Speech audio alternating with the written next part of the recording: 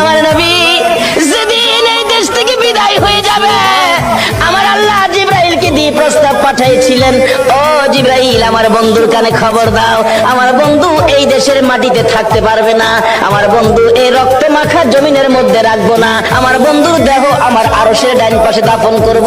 জিবরাইল খবর নিয়ে ডাকতেছেন, হুজুর আল্লাহর সালাম গ্রহণ করুন। আমি জিবরাইলের সালাম গ্রহণ করুন।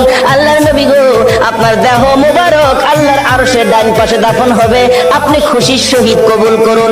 আমার নবী কোনো কথা কয় না, দুইটা চোখের পানি ঝরঝর করে ছাড়তেছে।